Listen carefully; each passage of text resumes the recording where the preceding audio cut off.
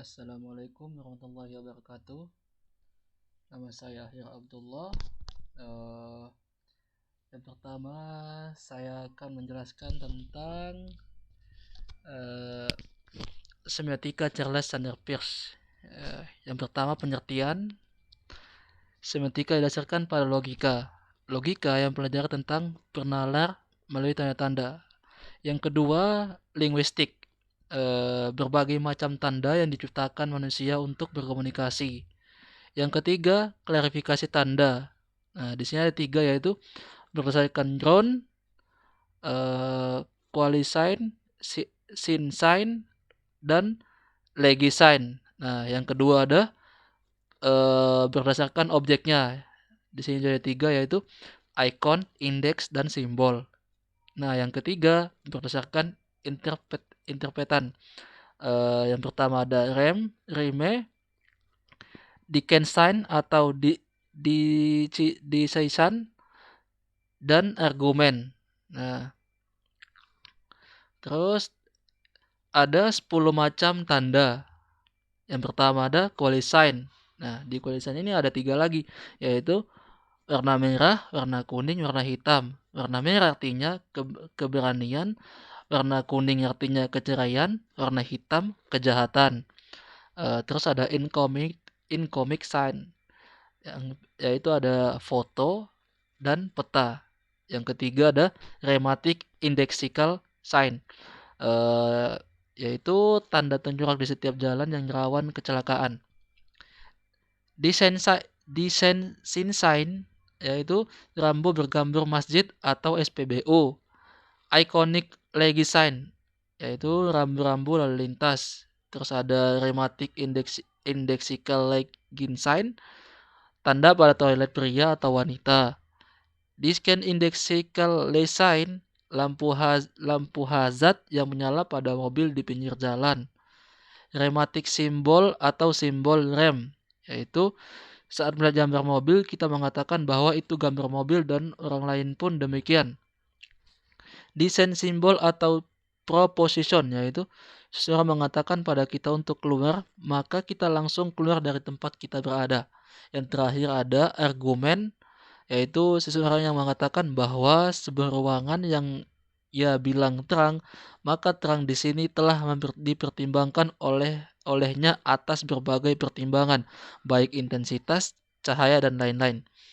Dan terakhir juga ada manfaat belajar. Yang pertama ada memperoleh banyak hal baru, tanda sebagai alat berkomunikasi, tanda sangat bermanfaat bagi kehidupan manusia, tanda dapat diaplikasikan dalam berbagai hal. Nah, yang kedua nih ada analisis pada poster. Nah, di sini yang poster yang kita analisis yaitu Stop Bombing Us. Tulisan Stop Bombing Us di sini mempertegaskan larangan untuk membuang sampah plastik secara sembarangan, khususnya di daerah laut dan pesisir pantai. Sedangkan every year 1,5 million birds, fish, and turtles die from plastic debris in the sea.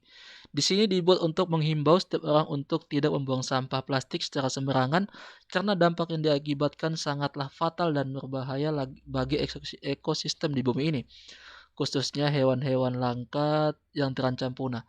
Setiap tahun kurang lebih 1,5 juta spesies burung, ikan, dan penyu mati akibat dari pembuangan sampah plastik secara sembarangan ini. Yang pertama ada gambar botol plastik. Penggunaan gambar botol plastik dalam poster ini mewakilkan contoh sampah plastik yang dimaksud dalam kata every year 1.5 million birds, fish, and turtles die from plastic debris in the sea.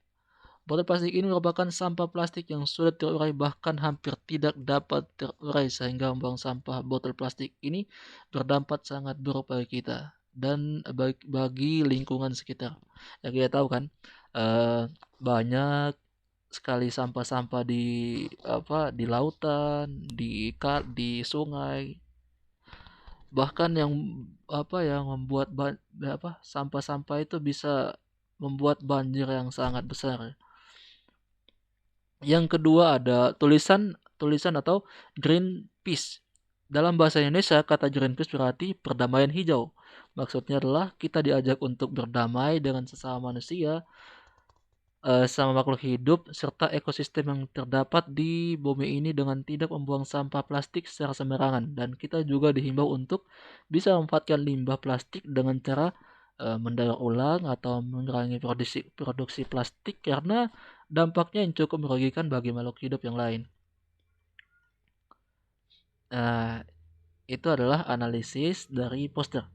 Ketiga terus itu ada analisis film pendek Coin Operate. Latar belakang dari Coin Operate adalah sebuah film pendek karya Nicholas Arioli yang mendapatkan 4 penghargaan, salah satunya Rhode Island Film Festival dan Grand Prize Best Animated Short Film. Film pendek ini adalah cetusan rumah produksi Nimble Collective yang diproduksi pada tahun 2017. Nah, judul film ini adalah Coin Operate, produsernya adalah Jennifer Dahlman, sutradaranya Nicholas Airoli, penulis Nicholas Airoli, rumah produksi Nimble Collective, tahun produksi 2017, durasi 5 menit. Penghargaan AVI Fest, TIFF Grand Prize, Best Animated Short Film, dan Rhode Island Film Festival. Oh, sadis juga ya. Walaupun cuma 5 menit, cuman penghargaannya lumayan besar nih. Lumayan bagus ya. Nah, yang beda konsep pragmatik. Pragmatik merupakan salah satu cabang ilmu bahasa yang muncul dari pandangan Charles Morris berkenaan dengan semiotika, yaitu ilmu yang mempelajari sistem tanda atau lambang. Morris membagi semiotika ke dalam 3 bagian, yaitu sintaksis, semantik, dan pragmatik. Sintaksis mempelajari hubungan antara lambang dengan lambang lainnya. Semantik mempelajari hubungan antara lambang dan objeknya. Sementara pragmatik mengkaji hubungan lambang dengan penafsirannya.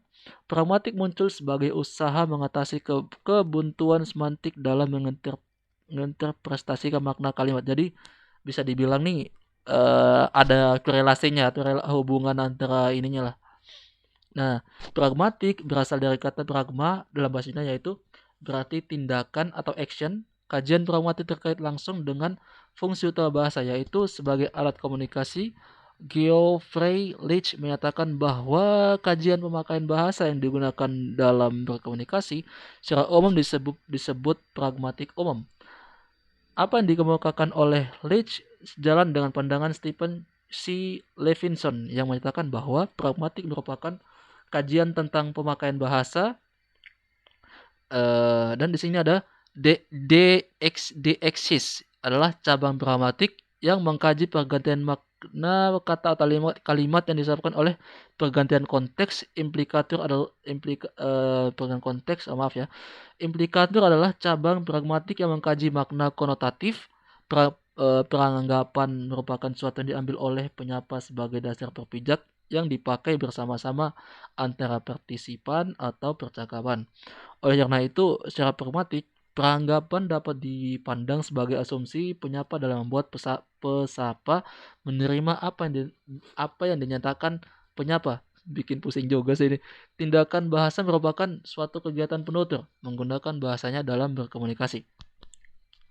Berdasarkan pandangan Levinson tersebut, Zambrani menyimpulkan bahwa kajian pragmatik terkait dengan linguistik yang bersinggungan dalam sintaksis dan makna yang bersinggungan dengan semantik. Pragmatik membatasi kajiannya pada pemakaian bahasa yang tidak dilepaskan dari konteksnya. Pragmatik dapat dipandang sebagai suatu keterampilan sekaligus ilmu sebagai keterampilan. Sebagai keterampilan. Pragmatik mengungkap kemampuan pemakai bahasa yang dikaitkan dengan konteks pemakaian tepat sehingga komunikatif sebagai ilmu yang mandiri. Pragmatik mencakup deexis, implikatur, peranggapan, tindak tutur, dan struktur wacana. Nah, yang ketiga ada hasil analisa dan pembahasan. Sang sutradara Airoli menyuguhkan kita sebuah cerita 5 menit dalam visual animasi yang halus. bersaturasi tinggi, cerah dan cukup rapi. Di film pendek animasi ini hanya ada tindakan atau gerakan yang memandu ceritanya tanpa ada dialog antara pihak. Meskipun tiada dialog, film pendek yang berdurasi 6 ini tetap menyentuh banyak penonton. Hal ini dibuktikan dengan banyaknya penonton yang merasa sedih, terharu, dan termotivasi setelah menonton film pendek animasi ini. Ya bisa dibilang film ini ya bagus karena penghargaan juga banyak sih dapatnya. Rowling di sini benar-benar ingin menyeratkan banyak hal dengan simbol-simbol tertentu. Jika kita analisa lebih jauh, banyak sekali benda-benda di film pendek itu yang memiliki arti dan bukan sekedar nama benda saja. Maka bisa dibilang ini bukan hanya sekedar film pendek. Seorang anak laki-laki yang ingin pergi ke luar angkasa saja lebih jauh dari itu, melibatkan pengalaman masa kecil semua orang. Benda-benda disimpulkan oleh Rowling misalnya spaceship yang melambangkan terbang menuju impian kita dan koin melambangkan pemicu kerja keras untuk terbang menuju impian kita. Ada dua argumen analisa yang menyedihkan dan cukup kuat untuk argumentasinya mengenai adegan laki-laki yang sudah tua itu terbang ke angkasa. Argumen pertama menyatakan bahwa anak laki itu tetap berusaha mengejar mimpinya meskipun pada akhirnya tidak tercapai. Teori ini diperkuat di mana anak laki yang sudah tua itu masih memakai baju bertulisan space dan hanya bisa menaiki mainan transportasi spaceship. Argumen kedua menyatakan bahwa anak laki-laki yang sudah tua itu pergi ke surga menggunakan spaceshipnya dengan imajinasi keluar angkasa karena saking cintanya kepada antariksa. Argumen kedua ini menggambarkan banyak orang yang kurang beruntung dalam menggapai mimpinya padahal sangat mencintainya. Menurut saya yang kedua ini agak ambigu sih. Pesan moral yang ingin disampaikan sang sutradara kepada penonton adalah tetap jalani mimpi indah pada masa kecil dan nikmatilah hal tersebut. Pesan moral tersebut digambarkan di adegan di mana anak laki itu berjualan limu sampai dirinya tua lalu menaiki spaceship. Referensinya dari sini nih. Bisa lihat sendiri kan ini. Nah, ya yang terakhir ada yang terakhir tuh ada analisis relief Candi Jago Tumpang. Ada yang tahu tempat Candi Jago Tumpang? Candi Jago Tumpang terletak di Dusun Jago, Desa Tumpang, Kecamatan Tumpang, Kabupaten Malang. Tepatnya 22 km arah timur dari kota Malang. Karena letaknya di Desa Tumpang, candi ini disebut juga Candi Tumpang. Penduduk setempat menyebutnya Cungkup. Menurut kitab negara Kertagama dan Karaton, nama candi ini sebenarnya adalah Jajagu. Dalam Pupuh 41 Gatra keempat negara Kertagama dikatakan bahwa Raja Wisnuwardana yang memerintah Singosari menganut agama Siwa Buddha, yaitu suatu aliran keagamaan yang merupakan perpaduan antara ajaran Hindu dan Buddha. Aliran tersebut berkembang selama masa pemerintahan Kerajaan Singosari, sebuah kerajaan yang letaknya sekitar 20 km dari Candi Jago. Jajago yang artinya adalah keagungan merupakan istilah digunakan untuk menyebut tempat suci. Masih menurut kitab negara Kertagama dan Keraton, membangun Candi Jago berlangsung sejak tahun 1268 Masehi sampai dengan tahun 1280 Masehi. Sebagai penghormatan bagi Raja Singosari keempat, yaitu Sri Jaya Wisnuwardana, walaupun dibangun pada masa pemerintahan Kerajaan Singosari. Disebut dalam kedua kitab tersebut bahwa Candi Jago selama tahun 1359 Masehi merupakan salah satu tempat yang sering dikunjungi Raja Hayam Wuruk dari Kerajaan Majapahit. Keterkaitan Candi Jago dan Kerajaan Singosari terlihat juga dari pahatan Padma atau teratai yang menjulur ke atas dari bonggolnya yang menghiasi tatakan arca-arcanya. Motif teratai semacam itu sangat populer pada masa Kerajaan Singosari. Yang perlu dicermati dalam sejarah candi adalah adanya kebiasaan raja-raja zaman dahulu untuk memungut candi-candi yang didirikan oleh raja-raja sebelumnya. Diduga Candi Jago juga telah mengalami pemugaran pada tahun 1343 atas perintah Raja Aditya Warman dari Melayu yang masih memiliki hubungan darah dengan Raja Hayam Wuruk. Nah, pembahasannya di sini nih. Dari gambar ini kan bisa lihat kan relief-reliefnya, terus apa namanya, model-model gambarnya kayak gini nih. Nah, dari gambar ini kita bisa lihat bahwa ada beberapa gambar di salah satu bagian candi ini seperti pelayan, kaum bangsawan, rakyat biasa, bangunan-bangunan dan lain sebagainya. Nah, yang pertama di sini juga ada yang pertama ada dua orang pelayan. Nah, dua sosok pelayan tersebut sedang mengikuti gambar di sebelah kanannya di saat mereka berkunjung ke suatu desa atau perkampungan. Yang kedua ada sepasang bangsawan. Nah, ini nih. Yang tadi tuh dua orang pelayan di sini. Terus yang ini nih, ini nih. Ini bangsawannya nih. Mereka diikuti oleh dua orang pelayan di belakangnya, sang bangsawan pria sebelah kiri dan bangsawan wanita di sebelah kanannya. Di situ diperkirakan sedang berbincang akan suatu hal yang ada di genggaman tangan sang bangsawan wanita tersebut. Nah, ini nih. Bisa dilihat kan gambarnya? Nah, yang ketiga juga ada bangunan gapura. Nah, ini gapura nih. Ini gapura tersebut berada di sebelah kanan setelah bangsawan wanita. Kemungkinan di situ jelaskan bahwa gapura tersebut merupakan tanda pembatas suatu wilayah atau perkampungan pada kala itu. Yang keempat ada pendopo. Nah, pendopo yaitu di atas gapura terdapat sebuah gambar pendopo. Fungsi pendopo biasanya digunakan sebagai tempat perkumpulan seperti musyawarah, tempat utama untuk penyambutan tamu dan lain sebagainya. Bisa kita lihat di sini ya. Ini nih bagian sini. Yang kelima ada burung. Di bagian setelah gapura terdapat relief berbentuk hewan berjenis burung. Tanda burung tersebut menandakan bahwa kehidupan pada zaman dahulu masih kaya akan sumber daya alam dan banyak sekali hewan-hewan yang bisa dijumpai seperti berbagai jenis burung. Yang keenam ada rakyat biasa. Di samping burung terdapat beberapa orang rakyat biasa yang menandakan bahwa situasi dalam gambar tersebut bertempat di sebuah perkampungan. Nah, sekarang kita masuk bagian terakhirnya yaitu kesimpulan.